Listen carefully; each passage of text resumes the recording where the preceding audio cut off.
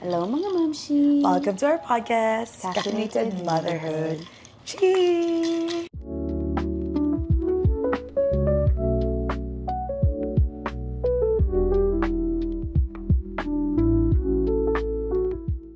Oh my gosh. Hi, Chewy. You're our guest again. For today's episode, we are in... Guess, we are in a speakeasy. Ano yun? Yung, kunyari library, tapos pagbukas mo bar. Speakeasy ba tawag doon? Nandito na kami sa basement. Ito na. Welcome to my basement. Phyllis's basement. Yeah, it's orange. Ito ang gustong-gustong pinturahan ni TJ kasi bothered siya sa color. Pero sobrang minsan lang naman kami nandito pag nag-movies lang kami. I feel like kaya sasabi mo dark kasi masyadong dark yung color. Dark yung color niya. So, different color naman tayo today kasi may tao sa taas. So, nag-iba yung cup ko, guys. So, tingnan nyo. Cute nga eh. Cute, no? Yes. I love. Nag-shopping ako sa Winners. And then you saw this? Yeah. Anyways, for today's episode, we are talking about more invisible things. Do moms ever get to have hobbies again? Invisible hobbies? Yeah, mga invisible hobbies natin ngayon as mommies. So, grab your coffee or your tea or your water, whatever ang iinumin nyo, and let's chat. Anong hobbies mo? Hobbies ko? Before ka maging mommy? Hobbies ko is maging... In short, napaka-active kong tao. Gusto kong... First one was basketball talaga. Una ko talaga best basketball. Really? Kaso nasa pawa ni dance kasi nagsabay yung practice ni sayaw at saka ni basketball. I had to choose which one. So, naging much better ako dun sa dance, pinurso ko, kaysa sa basketball. Pero basketball yung number one sport kong gusto. And then, like, badminton and then volleyball. Alam mo, sinabi niya to sa akin na gusto niya mag-badminton. Sabi ko, ba't di mo naman ako nakikita. Oo, sabi ko, ba't di tayo naglalaro ng badminton din? Kasi yun ang number one sport ko. Oo nga, yun nga. Kasi sa Pinas, yun yung lang masalihan alam ko na mag-badminton tayo. One time. Oo. Take mo ako. You never take me. Yeah, I'll take you. Oo nga. Yeah, ikaw. Ay, badminton. Ako badminton. Madami akong hobbies. Badminton, dance, chess, charing. Kakasar. Parang di bagay. Hindi, just ang bobo ko yata para mag-chess. Hindi, badminton, dance, reading. Hobbies yan? Hobby yun, reading, ayun, siguro top 3 ko. Hiking, gusto ko yung mga ganun. Hindi ako ganun. Hiking, ganun. Yeah. Ako is one for the brain, one for the heart. Tapos ako parang walang one for the brain. Reading nga, hindi ka mahilig mag-reading. Kailangan ko lang mag-reading dahil sa ipasa ko dapat yung English class namin. Yun lang. Pero hindi ako more on Ako ma-reading. Korean. Watching Korean drama, is that hobby? Ayun, that counts, reading na din yun eh. Ano yung feeling mong nag-stick and nawala nung naging mom ka? Stick in na nawala? At saka meron bang resurface na bagong hobby? Stick in na nawala is like yung dance. Yung dance talaga. Kasi like parang pag nasa dance group ka, kailangan yung time mo practices, di ba? And then like parang salihan na competition, syempre may involve money doon. Mm-hmm. So on the way na binabalak na namin mag-anak or like maging seryoso to build a family, I have to let go dance muna. Parang ganun. Like hindi ako naging seryoso muna na drinking pala sa isang hobby. Ayun drinking din. Both of us. So mo kong iwan sa ere. Pero yeah, yun, dance. I feel like you're the same as well. Or na. Do you have more to that? I think sa akin, yun yung pinaka-iniwan ko. Ay, going to the gym, yun. Pero hindi ko naman siya iniwan, prior to buntis and after. Dance ang pinaka-number one. Oo. Diba? Parang, yun talaga nag-disappear mong... Hindi naman sa totally disappear. Medyo... Tinry mo lang i-cut ng konti para mag-make room for priorities. Yeah. Me, dance kasi, nilet go ko yun para hindi for baby. Ay, maiiba yung swing ng topic eh. Oo, guys, sorry. Hindi siya for baby, so hindi dance. As sa akin, yung badminton ko. Kasi before ako mabuntis, guys, talagang ready akong mag-compete. Dapat, sabi ko dun sa friend kong isa, magko-compete dapat kami ng doubles. Tapos bumili ako ng gears like bagong raketa, bagong Dahil kong binili, tapos biglang nabuntis ako. So, na-pause Oo. Ito, parang, doon ka nag-postpartum din, hindi ka during pregnancy mo, hindi na ako makalaro. Sobrang sad ako, sabi ko. Yung parang, nung nalaman ko nabuntis ako, yun kagad yung pumasok sa isip ko, sabi ko, paano yung badminton ko? Kasi ngayon ko palang uli siya ipa-pursue ng seryoso after high school. Kasi after high school, nag-dance ako, di ba? Yun yung sineryoso ko. So, medyo nawala yung badminton ko. So, yung badminton ko is yung very confident ako na, magaling ako mag-badminton. Yung ganun ba? Yung very confident ako Tapos nung nabuntis ako, parang sabi ko, wala na ako magagawa. Paano gagawin ko sa badminton? Kailan uli, yun ang umano sa isip ko, kailan ko uli magagawa to? Kasi nga, syempre pag buntis ka, ang very, kasi ng badminton, very quick movement siya So, hindi ko siya katulad ng gym na as long as may caution ka na magbubuhat, pwede mo i-continue. Yung badminton is very like, Kailan mo pinick up yung sarili mo na, na parang, okay, may baby ka, parang badminton. Inano mo na ba kagad tinatak mo sa sarili mo na, hindi na ako makakabalik sa badminton? May mga moments ka bang gano'n? Or like, I think, kaya pa? I think, ang sanabi ko lang sa sarili ko nun is like, gaano kaya uli katagal bago ako lagi mo siyang in question. Gaano kaya uli katagal? Kasi syempre sa baby mo, doon na lahat ang Although hindi naman ganun katagal bago naglaro uli ako. Pero hindi na ako makapaglaro ng walang iniisip. Or like tournament kasi hindi ako makapag-tournament din kasi all day yung tournament. So, hindi ako pwedeng sumali kasi nagpapadede ako. So, doon ako naging uli na parang fuck.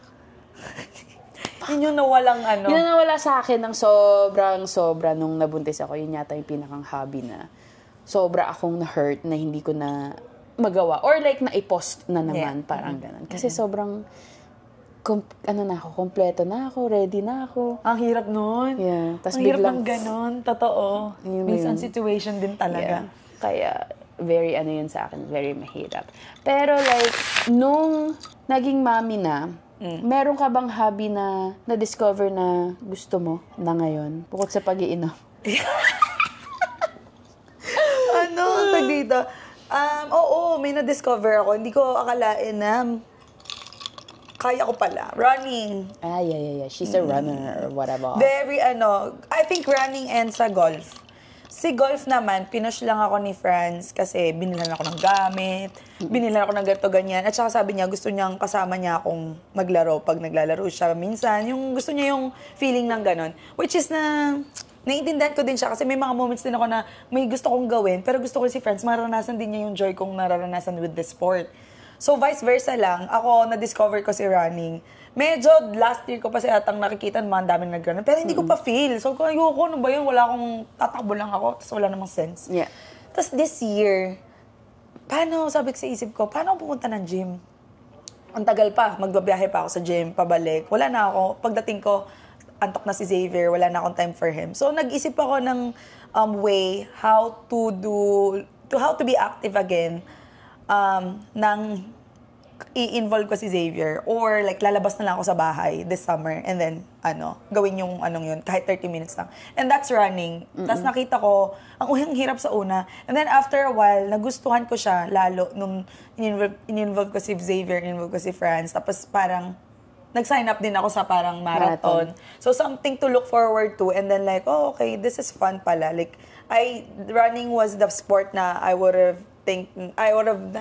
may isip na gagawin ko. Napaka-useless nun sa akin. Like, parang what?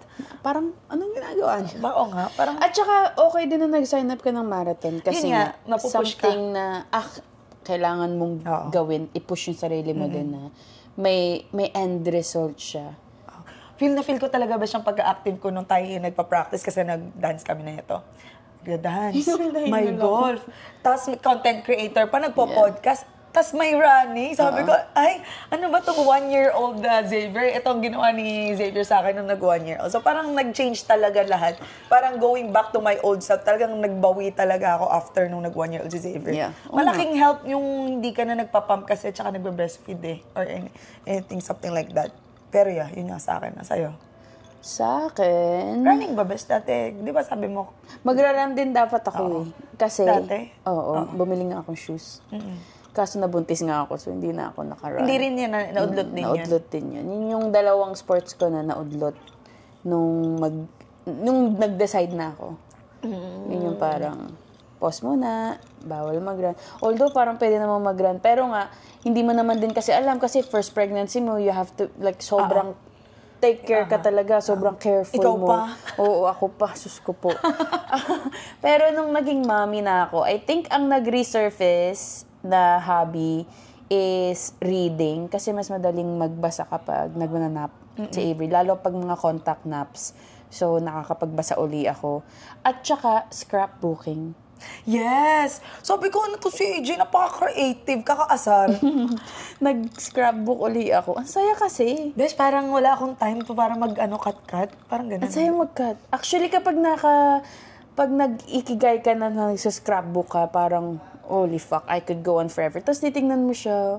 Ang ganda-ganda lang. Maganda, actually, guys. Ang ganda na nakita ko. Nakaka-inspire siya, pero sa isip ko, hindi ko kaya to. It takes, commitment talaga. Kasi sabi ko, ano ba bang pwede kong gawin na nasa bahay ako? Na na-enjoy ako na hindi ko laging constantly iniisip si Avery. Pero at the same time, about sa kanya. Alam mo yun? So, naggawa ako ng scrapbook na parang throughout the years lang, throughout ng first year niya, yung firstborn pic, yung first time with lola. So, mga pictures lang, So, babalikan niya. Gusto kong irigalo sa kanya yun kapag... Ituloy mo yun, best. Hanggang 1-year-old man lang. I-commit mo. Ang ganda nung result. Nakita ko nga yun. At parang kung ako yung bata, I was like, oh, mommy, thank you. Alam mo yung parang mapapa-thank you talaga ako na kasi hindi natin, ako wala akong ganun. Puro mga picture, ang mga picture namin parang naka-printed lang, pero hindi ko na, hindi yung parang by month. By month, alam mo yun? By season. Oo. Ito talaga, like, kita ko, wow, it's very vlog. Yeah. Ang saya kasi. Alam mo yung intro sa mga ibang vlog na parang, yung mga ganon. Oo, ganon. Ang galing, maganda. Gusto ko yun.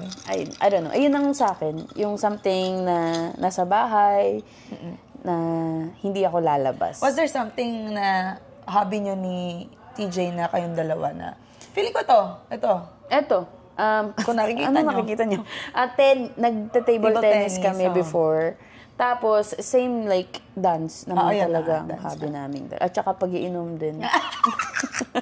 Ayun ang aming ni TJ dati. Pero ngayon nag-explore kami ng mga things na gusto ko din siyang dalhin badminton. Running daw ba siya? He wants to run. Ang dai kasing so we'll see kung ano bang And it's it's very important to for all the moms na parang to explore more of your hobbies. Like, don't get stuck to just one. If you guys wanna experience like more, like, try nyo talaga. Ako, hindi ko rin alam na magugustuhan ko. Nagustuhan ko at the end.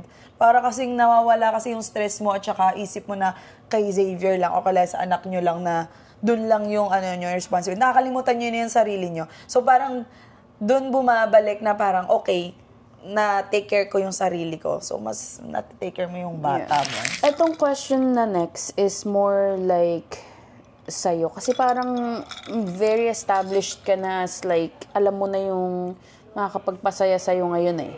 Kasi parang more time ka na, hindi na super dependent sa'yo si Sisi, kumbaga.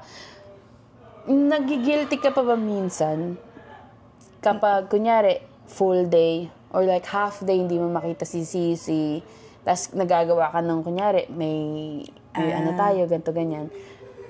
Kung nagigilty pa. May guilt pa din, or like, paano mo pinaprocess yung, if meron man, paano mo siya inaano na, it's okay? It's more of like, ang nakita ko, mas more on nagigilty ako pag nakakasama ko siya, dinadrag ko siya. Baliktad, dinadrag ko siya anywhere na hindi pa siya, like parang napapagod ako sa kanya. Kumbaga, ilalagay ko sa car seat, tapos ilalabas, car seat, lalabas, tapos ganyan. Yung parang gulong-gulo na siya sa nangyari, hindi yung routine niya. Mas more na gigilty ako doon kesa doon sa iiwan ko siya na tuloy ang routine niya. Tuloy ang routine niya, may kalaro siya, siya, like chill lang. Kasi bata pa naman siya eh. So, hindi rin niya naiintindihan na iniwan ko siya or something like that. Pero, ngayon ko lang na-realize yung sarili ko na parang mas nagigilty talaga ako. Kasi kanina, ganun yung na-feel ko, besh. All these 3 days, parang out and about kami ni Xavier, kami nila friends. Naku, anak, sorry, ngayon pa lang tayo uuwi ng bahay. Kanina lang kami umuwi ng bahay. Kasi buong araw kaming parang umalis. At balik sa bahay, alis na naman. Doon ako mas more nagigilty. And sa yung iiwan, I think, bihirang nangyari sa akin. Ayun ko. Nung nag-wedding yung kaibigan namin, iniwan namin kay mama. Mas more, nag-enjoy naman ako sa sarili ko. Tapos si Xavier naman, okay kala mama. It helps na parang may trust ka dun sa pinag-iiwanan mo. Yeah. Pero feel ko much different pag nagbe-breastfeed ka. Kasi hindi ka kampante na, ang anak ko siguro nagugutom. Ako, depump ako. Lahat ng kakainin niya nandun. So, okay lang sa akin. So, very, different. Hindi mo pwede siyang i-compare sa Yeah, no, kasi parang natanong ko lang kasi parang, syempre lumalaki na si Avery. So, papunta na kami sa part na... Ikaw, kung ano naiisip mo pag ikaw pupunta pag lumalabas ako, ganyan. Kahit hindi mo pa siya na-experience fully. Parang, knowing yourself. pag iisipin ko lang na kalahating araw akong mawawala, kunyari, let's say. Ano ka na ganyan? Parang akong kinakain ng guilt kagad. Parang parang hindi ko ba, ewan ko, parang hindi ko maano na aalis ako, tas may iwan ko siya. Kahit kila mami ko, kahit trusted ko naman yung pinag-iiwanan ko sa kanya. Hindi ba hindi ako mapakali. Although feeling ko dahil nga breastfeeding ako, parang may talaga kami na parang sanay na sanay kasi ako na ako lang magbibigay ng sa kanya. So sobrang dependent kasi niya sa akin. So hindi ko alam if dadating ba ako sa point na Oo. Alam mo yun, parang makakaalis ako freely na hindi ko siya iisipin ng ano-ano. Ang hirap. Pero same din ako pag sinasama ko siya. Tapos halos buong araw kaming wala. Parang ako yung pagod na pagod para sa kanya. Yeah. So hindi ko na alam kung saan ako lulugar ba. Ano ba gagawin ko? Hindi na lang so nag-end up, hindi na ako maalis. Para wala nang magulo sa isip ko. Wala na akong gumugulo sa... Bakit nga ganun, besh? Ewan ko ba? Papagod ako sa kanya, nakikita ko palang sorry na. Dinala kita dito, dinala kita doon. Kaya minsan parang, huwag ka nang sumama. Ako sa... Or kaya feeling ko naghahanap ako ng hobby na very nearby. Light lang. Sa kanya. Kasi nga, ang isip ko is very mahirap mag-enjoy ang hobby na may something sa isip. Yeah. So, hindi ko siya so, parang sobrang hirap. Speaking of, anong hobby ang nawawala talaga sa isip mo completely? Si CZ. Let's say... Post and parang fresh postpartum or ngayon, whichever. Dance gives me back all old days. Dance gives me life. Besh, naisip ko yan nung nag-rehearsal tayo, last rehearsal nung may alak dun sa nagkukulitan, ganyan, and then after, so shit, kakamiss to parang dati lang, picture, nagpunta yata kami na wala ka nun eh. Ice cream Umalis ka na. Nag-ice cream kami, so ko, holy crap, parang, kakamis, parang dati lang to. Yun yung parang hindi ko naisip talaga si Xavier noon, and then pagdating ko, I felt bad. I felt bad. Doon lang nag-hit. Yun ang akin. During the moment, pag ako talaga na-entertain or whatsoever, hindi ko iniisip. Talagang, entertainer kasi ako Kung Tapos yung kasama mo pa, mga loko-loko, sila, Christian, ganyan. Para akong tawa ko ng tawa, na parang, ang tagal ko nang hindi nakakarinig ng gantong mga banat. Ang tagal ko nang hindi nakakaano na, may pupulaan kami ganyan. Tapos tawa lang ako ng tawa. It's just so, ang sarap sa feeling na, ay, may ganito pala akong buhay. Nakalimutan ko na. Kasi sa sobra kong focus sa pagiging nanay, di ba? Yun yung sa akin, nag-throwback. Yeah. Dance is sa akin din dance, and the people around us sa dance. Oo. Nakakamiss. Parang, I guess it brings back yung parts ng sarili mo na minsan nakakalimutan mo nandun pa. And, kasi mami ka FYI, kami kasi yung unang nanay sa dance group namin. Yeah. Kaya, actually, kailan ba yun? Parang nagiinuman, parang nanganganak ka or buntis ako. I don't know. Basta sabi ko, can you believe na kami ni Che talaga ang unang naging? Kami pa naman yung star sa inuman. Yeah. Oo. Kami pa talaga ang unang na parang sabi ko. Pero hindi sa nung nawala kami sa mga ganyan, natigil ang inuman. Yeah, natigil. Di na sila masyado nag-hangout.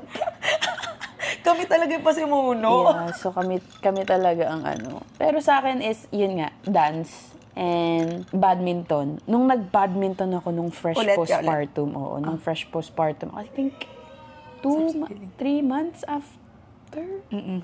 Oh my God. Parang ayoko nang umuwi. So, totoo lang. Talaga Yung naglaro lang ako ng 2 hours yata ako, or an hour and a half. Hindi, 2 hours akong, kasi 3 papunta. Na hindi mo naisip Nung 2 hours na naglalaro lang ako, nung pauwi na, sobrang lungkot ko. Like, parang ayoko nang umuwi talaga. Sabi ko, fuck.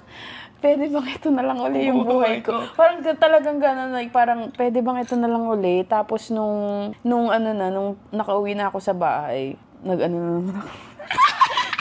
Ito na naman ang buhay. Ito balik na naman ako kasi sa Pilipinas. fresh Fresh pa kasi ako nun sa postpartum ko. And then ngayon na medyo malayo-layo na yung narating ko, nung nag-dance ako, yung sumasayaw tayo sa stage, oh my God, nothing like it. Diba? Nothing like it. Talagang ibang-iba yung feeling ng at least siya, nababalance niya na actually. Yeah. Dinala niya si Avery doon sa yung mga gano'n. Tapos, pag-uwi ko, yung difference nung pag-uwi ko na nag-badminton ako, tsaka yung difference nung pag-uwi ko nung pagsayaw ko, sobrang na-proud ako nun sa sarili ko.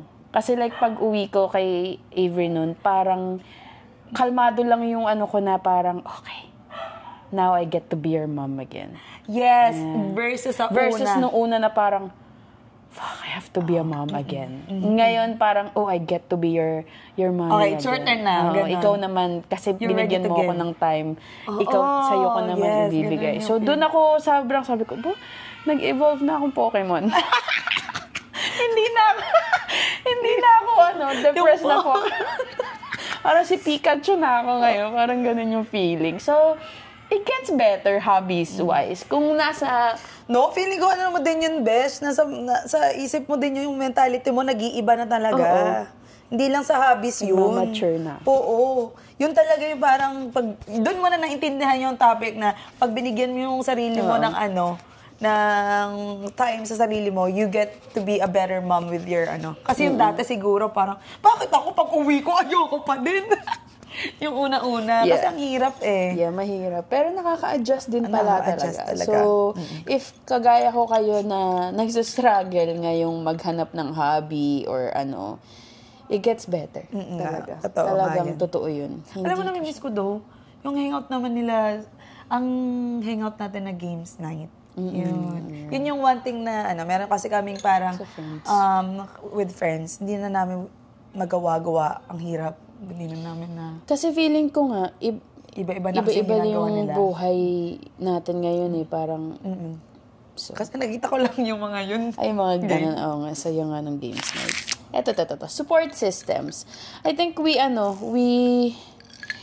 madami tayong laging pinag-usapan na sobrang bibong-bibo ang ating mga husband sa pagiging support system. Outside ng husbands. Meron ka bang support system na talagang ina-encourage ka to do stuff for yourself? Ganyan. Sa mga hobbies, make time for hobbies, or they encourage you or like they invite you for something new, ganyan na gawin? It's the mga ka-work. Siguro mga ka-work ko, pag nag-share ako sa mga ka-work ko, that my, yung ibang friends, and this podcast and you. Yun. Kasi the more we talk about mga ganyan, the more na-realize na parang hindi lang, kapag pag nag-uusap kami ni AGT sa podcast, lagi ako may nalalearn. And then laging parang at the back of my head, oo nga tama din yun. Parang ganon. So, without it is parang napaka-kitid lang ng utak ko na kung ano lang yung trip ko, yun lang. So, parang pag nag-share ako sa iba, and then, sige, nabawa yung ka-work ko, ano kaya kung mag-running ako? May syempre, sasabihin ko, go try mo lang, ganyan-ganyan. Like parang walang bad doon kasi nagra-run din siya. Yeah. So yung encouragement from the other people, except your partner, parang maybe I should give it a try. Yeah. Parang ganun. Yung second opinion ba? And yung, totoo yung parang if you surround yourself with people na, halimbawa, let's say, friends started golf. Tinan mo yung lahat kung sinong nang-golf na. 'Di ba almost lahat na ng namin ng mga kabarkada. Oo. Running, sino ba nag-start ng run tapos biglang na lang talaga boom na lang yung running dito sa Winnipeg. Oo. Parang yun talaga yung kung gusto mong maging successful sa gusto mo, isurround mo yung sarili mo sa mga taong gusto din yung trip mo. Kasi hindi ka magsasucceed sa life ng mali yung grupo na pinili mo. Yeah. Everything she said. Ano bang tanong? Yun yung sa akin. Hindi, true nga yan. Yung mga surrounding yourself sa kung ano yung gusto mong may Tulad nung, di ba pag nagkakat ako ng mga friends, sinusurround ko lang yung sarili ko sa, kumbaga, hindi naman syempre friendship is give and take, di ba? So, nung natutunan ko kung sinong sinusurround mo sa sarili mo, iyon yung ma-attract mo type of thing. Nung talagang nag-alis ako ng mga negative people sa life ko, doon ko nakita na, ganun pala yun. Oo, tumataas kayo together, ganyan. Tulad nung na fiancé ka, naging fiancé ako, si Steph din, naging fiancé. So parang naging normal kumbaga, siya. parang naging na lang siya na parang, ngayon lahat kami, ganyan. Tapos lahat kami, parang, magkakabahay, ganyan. Alam mo yun, parang, so, totoo yung talagang ganun. So, ako din, parang ang nag-aano sa akin, is friends, yung closest ko ngayon, circle ng friends ko ngayon. Tapos, yung kapatid ko, si Pamela, lagi siya talagang support, kunyari sa mga dance ko, ganyan. You ask for a second opinion from her or no? Like, parang nag-share ka lang? Nag-ano lang ako, parang sabihin ko, magsasayaw ako, taray, sige, galing mo pagsasayaw mo. Yeah. Ganyan. See, the words yung mga na words coming na, up.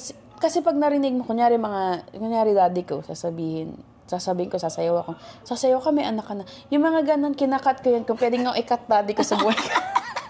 Diba, iba yung impact iba yung impact lang, iba yung impact ng positive versus negative. Kumbaga, pag narinig mo, good luck sa sayaw mo ate, versus sasayaw kami, anak ka na. Yung iba kasi, di ba? Ibang dating sa akin ng parang mapapaisip ka, yung guilt mo mapupunta na doon. Babalik na naman sa'yo. Ay, may nagsabi sa akin ng gano'n. Tapos parang ako, i-go ko pa rin. Siyempre, hindi ako mag-enjoy, di ba? Parang hindi ganun mo mag-enjoy. So, very, ang mga, so feeling ko sa akin is my sister. Friends, ikaw din. Kasi siya, very encouraging siya eh. At saka yung mga other puti friends ko, very encouraging ang puti friends. Walang walang sabit ang mga iba. Talagang go lang talagang sila. lang. Or, kunyari, nag-post ako ng yung badminton.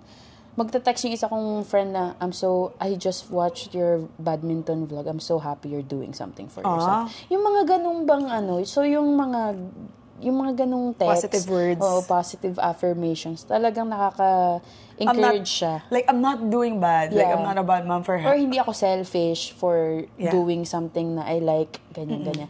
Kasi nga parang, tingin mo, yung guilt and shame na na-experience natin, tingin mo ba dahil lang yun sa cultural na you're just supposed to watch your kid pag naging mommy ka? Yung guilt and shame natin? Tingin mo may cultural? Yeah. Tingin mo ba is it because lumaki tayo na mommy, ito ka lang. Very straightforward. Feel ko nasa gitna ako. Feel ko the guilt and shame is coming from the people around you. Kasi hindi ka magigilty sa isang bagay kung walang nagsabi sa'yo ng something that will affect you. Kasi ako isang tao na naniniwala ako na pag ginawa ko to, papanindigan ko na hindi ako magigilty, hindi ako magaganyan. Pero once na may nagsabi sa akin na, ba't mo ginawa yun sa anak mo? Dapat ganito yung ginawa. So parang ako mapapa-question sa sarili ko, shit. Mali ba itong ginawa ko? Like, nakakaya naman ako nanay na hindi ko ginawa tama dito sa anak ko. So, mas more on leaning ako doon kaysa sa cultural. Kasi kung cultural, parang wala akong maisip eh. Wala akong maano doon. Yun ang sa akin. Kasi katulad nung sabi mo, si dad mo, hindi mo naman maisip yun kung di naman sinabi ni daddy mo yun. So, parang with the people around you na supporting you talaga, hindi ako magkakaroon ng idea na mali yung guilt, hindi papasok sa isip ko. Or like magiging ano nga ako, shameful mom. Kasi feeling ko, like, nag-e-evolve nga kasi yung motherhood ngayon eh. Ngayong generation. Lalo na, besh, pag nag-after one ka, iba at saka hindi, kung i-compared mo man sa Dati. mami natin, 'di ba? Parang nag-evolve na ngayon na parang, ngayon you're allowed to have time for yourself. You're allowed to... It's normal na. Alam mo yun, parang normal na siya ngayon. Dati hindi. Kaya feeling ko ganun yung sinabi ng daddy ko na, ba't magsasayaw ka, may anak ka? Kasi nga dati... Hassle. Hindi sa hassle. Parang kasi dati, lumaki sila na pag naging mami ka na, anak mo na lang yung gagawin mo. Nung lumaki kasi yata sila, besh, is like, puro, Straightforward. Tsaka straightforward na, trabaho. mami, anak, mami, anak, mami, anak. Ganun Saka lang. nalakihan na. So, feeling ko very big part yun. Kaya, feeling ko mga mommies dati, walang time mag-hobby. Feeling ko din ang future nating mga anak, hindi na nila masasabing cultural eh. Kasi ma-adapt na nila yung parang, it's Ngayon, okay. it's okay. Yeah, feeling ko. We're breaking generational traumas. Ganon nga. Ganun Pero ang sabi atake. nila, ang gusto doon, yung mga millennials daw, yung di ba tayo ang nagsimula, tayo ang pinakahuling generation na naka-experience ng laro sa labas. But at the same time, nagsisimula na si technology. Di ba? So parang, I'm so proud to be a millennial to, Kasi hindi na nila naranasan yung mga ibang kids dyan, yung maputikan, yung Tsaka yung community. Oo. Diba? Pag lumaki tayo na parang... Kahit labas ka lang, maglaro kayo ng badminton. Or like, magluto-lutoan kayo sa labas ng mga friends mo. Ng kapitbahay mo lang. Diba? Yun yung hindi nila mararanasan dito. Unless we make that happen for them. Pero diba? hirap naman, syempre. Pero mahirap nga lang. Kasi nga, may winter tayo dito, so saan natin gagawin, diba? Pero, I guess, it's That's all, what it is. learning process. True, it's... What message does it send to our kids when they see us doing something just for us?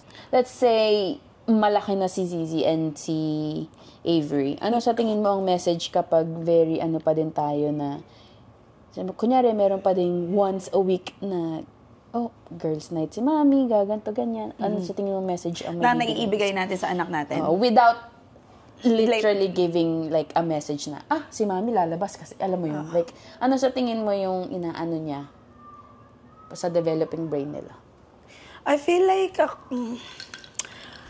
siguro na Hindi siya nag-review. Very tong episode na to, guys. So, let's give her a moment. Siguro, ang nasasend natin sa mga anak natin is, kung may isip sila yung time na yun. Hindi, kunyari mga 16 na sila or like, I don't know. Kasi, kino-compare ko kasi nung ganun ako nung bata ako, 16, kung nakikita ko naman nagaganon sila, mama, parang wala akong iniisip nung time na yun. But then, unang naisip ko is, halimbawa, kumbaga, nagkikis kami sa harapan ni Xavier. Like, yun naman yung parang loving, cuddling, ganyan. I think, sa kanya, mommy loves daddy, daddy loves mommy. Sana din na parang, halimbawa, we're making time for ourselves, we're going on dates, and ganyan. Mga 16 years old na, syempre may alam na. Sana lang na parang ang naiisip nung anak namin is like, when they get older, they don't forget to make time for themselves. Like parang, pag nagkaroon na sila ng partner.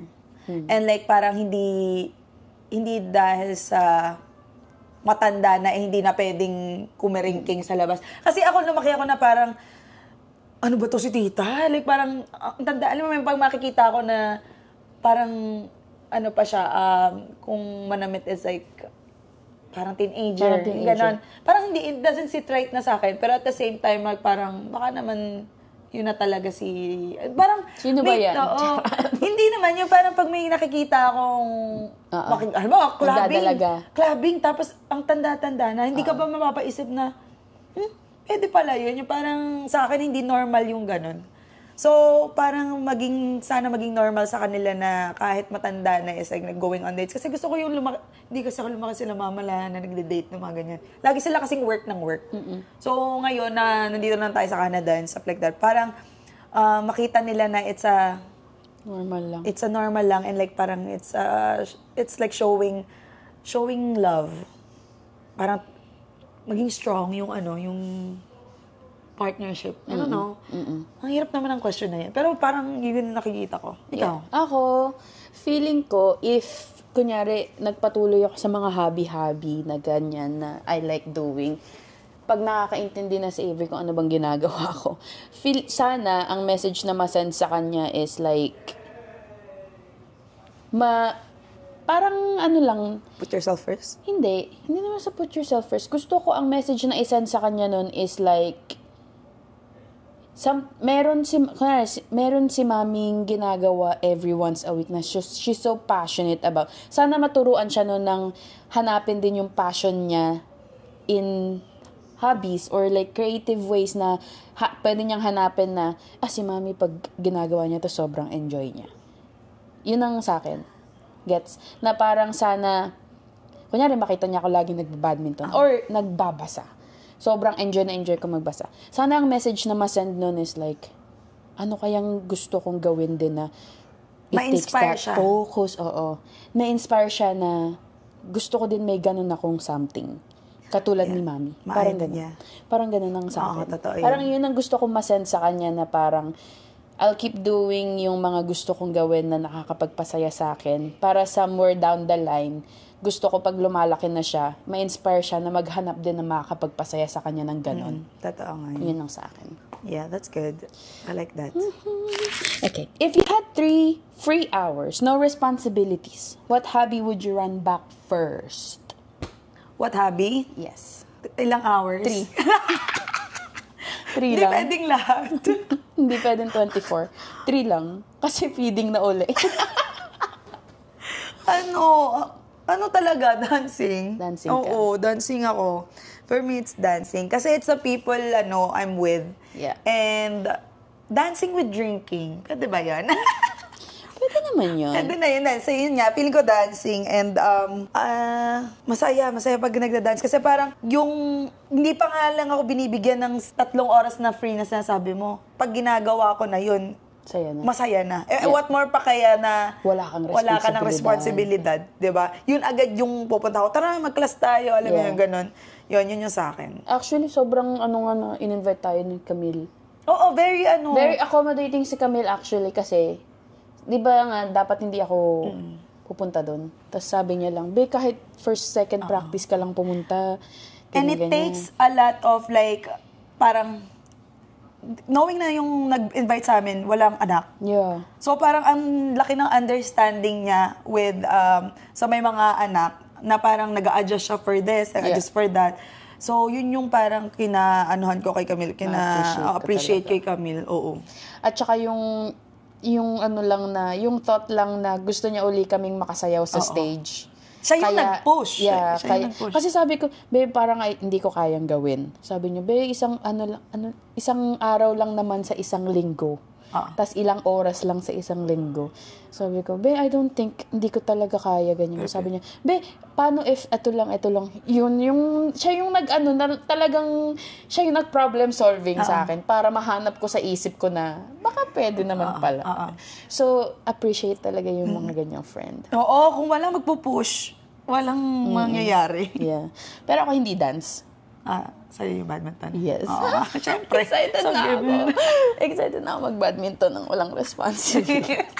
Ang gagawin ko is isasama ko si Avery kapag kaya na niya mag-badminton. Kasi meron ako nung ka-badminton na kasama niya lagi yung anak niya. Tapos nagte-training sila siguro first hour. Sila lang dalawa naglalaro. Then second hour, pag pagod na yung anak niya, tsaka siya nakikipaglaro sa iba. So sabi ko, naku, ganyan din kami na Avery. So sa drop-ins, Tuesday, Thursdays, lagi silang naglalaro lang sila. Lalo na yung pag lumaki na si Avery. Yeah. So, excited na ako sa moment na yun. Pero ako, badminton, I think. Kasi, yun yung talagang nai-immerse ako na kahit ako lang, ma-enjoy ko, kumbaga. Kahit double or single gun. Kasi single ako na player. So, hindi ako double. Hindi ako meant for, Ayaw mo nakapaan na ikaw ba? Ako na ba? Tapos walang tumira, di ba? Nakakabagot yung ganun. Makukutawan mo lang Kaya ikaw singles ang nilaro ko. Pero meron akong kadobal. Pero ayun. Any advice? Last question na to, guys. Very light lang yung episode. Disclaimer ha, this topic is very impromptu. Wala ba namang question yung dapat topic today? Nakalimutan ko kasi mag-film kami ng podcast today, guys. Tapos yun, naghanap lang to ng topic. Kaya siya lang tuloy ang tanong ng tanong. Yes. Okay, Kahit yung tanong ko, very ano lang yun. Pero okay, ano yung advice? Any advice sa mami na takot magbalik sa hobby or takot mag-start ng something new? Be patient with yourself. Huwag mo siyang madiliin.